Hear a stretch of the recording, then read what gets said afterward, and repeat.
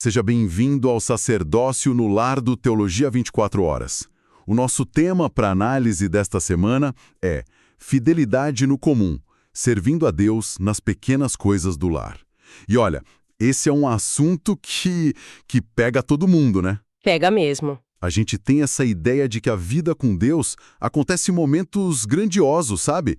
No culto de domingo, num retiro. Nos grandes eventos? Exato. Mas a vida real mesmo, ela acontece na segunda-feira de manhã, com a pia cheia de louça, a correria. Fica um abismo entre o ideal e o real. Totalmente. E o material que a gente tem em mãos hoje, do pastor Francisco Miranda, propõe justamente construir uma ponte sobre esse abismo. A ideia central é que a espiritualidade mais profunda é forjada aí, no ordinário. Exatamente. E antes da gente mergulhar nas ferramentas práticas, vale a pena parar um minuto na definição que o guia nos oferece, porque ela tipo muda o jogo. Boa. A gente ouve muito a expressão sacerdócio no lar, e isso pode soar como algo pesado, né? Formal. Quase uma obrigação a mais na nossa lista de tarefas. Sim, mais uma coisa para fazer. Pois é. Mas a proposta aqui é o oposto disso. O material define o sacerdócio no lar como o culto familiar do Teologia 24 Horas, um encontro semanal simples e participativo. Acontece em casa, com música, oração e uma conversa sobre a palavra aplicada à vida da família. O objetivo não é cumprir um ritual, mas fortalecer os laços, discipular uns aos outros no dia a dia e principalmente manter Cristo no centro da casa. E o resultado esperado disso é? É prático. Mais unidade, uma direção clara e um crescimento real na maturidade de todo mundo no lar. Ok, vamos analisar isso. Então a missão da nossa conversa aqui não é só listar um passo a passo, como se fosse uma receita de bolo. Não mesmo. É decodificar como fazer isso funcionar uma família de verdade. Com cansaço, com rotina, com as diferenças de idade. Como transformar essa ideia num momento que seja, como o próprio material sugere, curto, atrativo, interessante e que realmente conecte a família, sem virar um peso. E a minha primeira dúvida é justamente sobre o começo. Como é que se inicia algo assim? Depois de um dia inteiro de trabalho, escola, trânsito, a energia está lá embaixo. Sim, a vontade é de se jogar no sofá e pronto. Exato. Como o guia sugere que a gente quebre essa barreira do cansaço para sequer começar? Essa é a pergunta de $1 milhão. E a abordagem sugerida é muito inteligente. A orientação é começar com um louvor inicial, mas não como um mero formalismo, sabe? Certo. A ação de cantar ou ouvir uma música de louvor juntos tem um efeito prático, quase imediato. Ela funciona como um reset mental. Um reset? Gostei disso. Tira o foco do esgotamento do dia e eleva a perspectiva. Lembra a todos por que estão ali. É um lembrete de que Deus não está só na igreja, Ele está presente ali, naquela sala, no meio da bagunça e do cansaço. Faz sentido. O guia até sugere uma música, Tudo é Teu, de Rodolfo Abrantes, mas o ponto principal é escolher algo que ajude a família a se reconectar com o propósito daquele momento. Gosto dessa ideia de reset mental. Mas e se a família não for muito musical? Sabe como é? Nem todo mundo se sente à vontade para cantar. Principalmente os adolescentes. Isso pode virar uma barreira? Ótima observação. E o material é bem flexível quanto a isso. A ênfase não está na performance musical, mas na atitude do coração. Entendi. Se cantar não funciona, pode ser simplesmente colocar uma música instrumental de fundo ou ouvir uma canção que todos gostem e refletir um pouco sobre a letra. O importante é a função, não a forma. E essa função é complementada pelo segundo passo, a oração de abertura. E aqui também, o que fascina é a especificidade. Não é uma oração genérica. Como assim? O guia propõe uma oração focada em pedir a Deus que santifique a rotina. É quase como dizer, Senhor, entra aqui na nossa bagunça, no nosso cansaço e nos ensina a te encontrar em tudo isso com alegria. Que legal. A sugestão de oração é, Senhor, santifica a nossa rotina.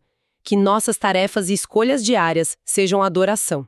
Esses dois passos juntos preparam o terreno, ajustam o foco de todo mundo. Certo. A atmosfera está criada, o foco está ajustado. Mas e o conteúdo? Qual é o pilar que sustenta essa reunião? O que a gente de fato conversa? Aí a gente chega no coração do encontro, o momento da palavra. O texto base para essa reflexão é Colossenses 3, versículo 23.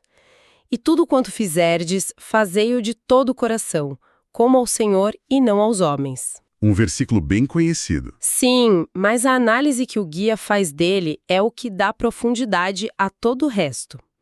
Primeiro, é preciso entender para quem Paulo estava escrevendo. Ele não falava com monges isolados num monastério. Certo. Ele escrevia para pessoas comuns, trabalhadores, pais, filhos, gente imersa na rotina de uma cidade. E o mais chocante, muitos na igreja de Colossos eram escravos. Nossa, essa informação do contexto muda completamente a perspectiva. Quer dizer que quando Paulo diz, tudo quanto fizerdes, ele está incluindo o trabalho de um escravo para o seu senhor? Exatamente. Pensa nisso. Se ele podia dizer a uma pessoa em condição de escravidão para enxergar seu trabalho como um serviço direto a Deus, Uau. o nosso trabalho de lavar a louça, arrumar o quarto ou ajudar na lição de casa ganha uma dignidade e um peso completamente novos. Total. O guia usa isso para mostrar que não existe tarefa menor aos olhos de Deus. O comando tudo quanto fizerdes abrange as tarefas que ninguém vê, que ninguém aplaude, e depois vem a atitude, de todo o coração. Que significa? Com integridade, com excelência, combatendo aquela tendência que a gente tem de fazer as coisas de qualquer jeito, ou com uma reclamação crônica, né? E a parte final? Como ao Senhor. É a grande virada de chave, imagino. É o que transforma uma obrigação em adoração. É, exatamente isso. Quando a motivação muda, a tarefa muda de significado. É nesse ponto que o material introduz uma imagem muito poderosa. O lar se transforma numa oficina de santidade. Oficina de santidade, que forte isso. E é muito prático. A pia vira um lugar para agradecer pela comida. A necessidade de cumprir horários ensina disciplina. O ato de servir um café para o cônjuge ensina humildade. O lar deixa de ser um campo de batalha e vira um laboratório onde se pratica o amor a Cristo através do serviço ao próximo mais próximo, nossa família. Essa imagem da oficina de santidade é incrível. Mas, sendo bem sincero, ela também pode soar um pouco intimidadora. Não existe o risco de as famílias caírem num tipo de perfeccionismo, transformando o lar num lugar de ansiedade, onde todo mundo tem que ser perfeito o tempo todo? Essa é uma preocupação muito válida e o guia antecipa. A chave que o material aponta não é a perfeição, mas a intenção e a constância na graça. Ah, bom. Não se trata de nunca errar, nunca reclamar ou nunca se sentir cansado. Trata-se de, ao perceber que caiu na murmuração ou na preguiça, ter esse versículo como um norte para se reorientar. Um guia, não um chicote. Exato. É por isso que as perguntas para reflexão propostas são tão importantes. Elas não são uma prova, são um convite à honestidade. Perguntas como, em quais rotinas a gente mais reclama? Por que será? Entendi. Ou, o que significa fazer algo como ao Senhor quando ninguém está olhando? São perguntas que abrem espaço para vulnerabilidade e para que a família cresça junta. E para ajudar a fixar a ideia, o guia sugere memorizar só um trechinho, um gatilho mental para a semana. Fazei-o como ao Senhor. Entendi. A ideia é ter um alvo, mas com a liberdade de saber que o processo é mais importante. Agora, outra questão prática. Tudo isso parece ótimo, mas como a gente garante que não vire um monólogo do pai ou da mãe? Sim, especialmente com adolescentes que podem se fechar ou crianças pequenas que se distraem. Isso. O guia é muito focado nisso, na participação. E ele oferece uma dinâmica de quebra-gelo genial chamada Pequenas Coisas Grande Valor. Como funciona? É bem simples. Cada pessoa da família escolhe uma tarefa comum do seu dia. Arrumar a cama, estudar por uma prova, guardar os brinquedos e responde à pergunta: como essa tarefa específica pode virar adoração para mim essa semana? Nossa, que legal!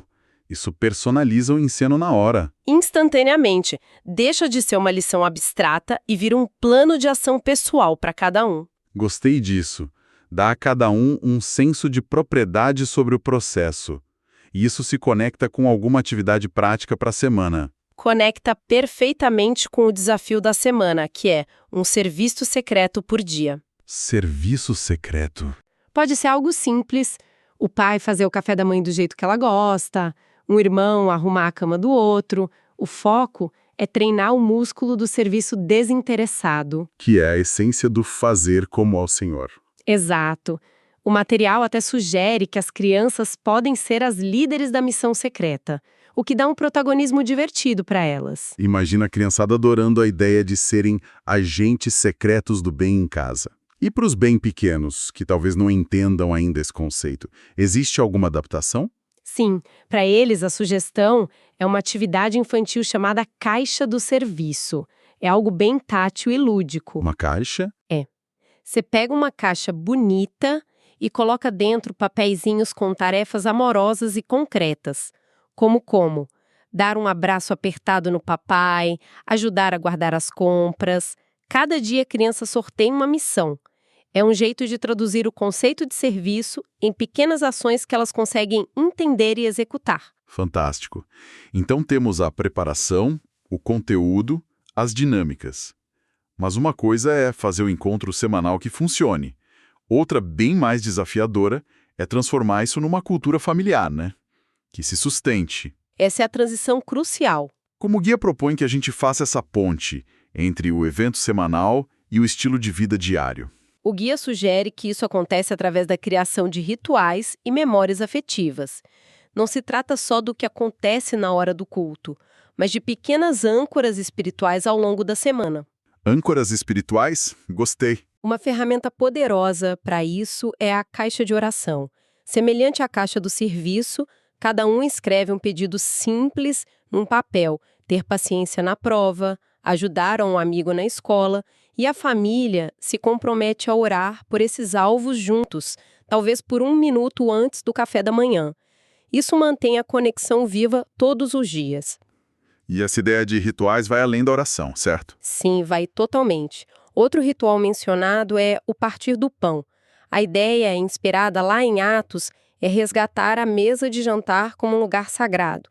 Um espaço não só para comer correndo, mas para compartilhar, para rir, para praticar a gratidão. Que é algo que a gente tem perdido muito. Muito. E outra prática fortíssima é o testemunho. A cada encontro, um membro da família é encorajado a compartilhar um pequeno ato de serviço que viu outra pessoa da casa fazer durante a semana e que o impactou. Isso é poderoso, porque treina o nosso olhar, não é? Em vez de só notar o que está errado, o brinquedo fora do lugar, a gente começa a procurar ativamente o que honrar no outro. Muda a atmosfera da casa. Muda completamente. E para que essas coisas não se percam na memória, o guia sugere 2 ferramentas de registro. A primeira é um diário da família, um caderno simples onde se anota o tema da semana, os pedidos de oração e, principalmente, os testemunhos. Imagina o valor disso daqui a 1 ano. Exato, poder folhear e ver o crescimento da família. A segunda ferramenta é um mural da gratidão, que pode ser um quadro na cozinha ou à porta da geladeira, onde a família cola bilhetinhos agradecendo por coisas do dia a dia. É um registro visual constante das bênçãos que estão no comum. Entendi. Então, em resumo, a grande virada que este material propõe é que a gente pare de ver a fé como um evento e comece a vê-la como a lente através da qual enxergamos toda a nossa rotina. Perfeito. A mudança no lar não vem de uma grande experiência isolada, mas da soma de milhares de pequenas fidelidades no comum. É a síntese perfeita. E o guia encerra com uma mensagem final que é um chamado à ação, mas com muita graça. Ele diz: o lar não vira altar só por discursos, mas por fidelidade no comum. Comece com pequenas atitudes e mantenha a constância. Começar pequeno. Isso. Um serviço secreto por dia, uma palavra de honra, uma oração breve e a casa muda. É um convite para começar pequeno, sem a pressão de fazer tudo de uma vez, mas começar hoje e, acima de tudo, perseverar. E fica aqui um pensamento final para a gente refletir. O desafio do serviço secreto já é transformador. Mas e se, além de servir, a gente se desafiasse a encontrar e verbalizar uma coisa específica para honrar em cada pessoa da nossa casa todos os dias? Uau! Transformar não só nossa ação, mas nossa observação em um ato consciente de adoração. Imagina o impacto disso, não só fazer o bem, mas enxergar e declarar o bem que já existe no outro. Comente como este episódio facilitou a preparação do seu culto familiar. E se você quiser aprofundar, acesse gratuitamente o teologia24horas.com.br, voz em off. Teologia 24 horas, um jeito inteligente de ensinar e aprender.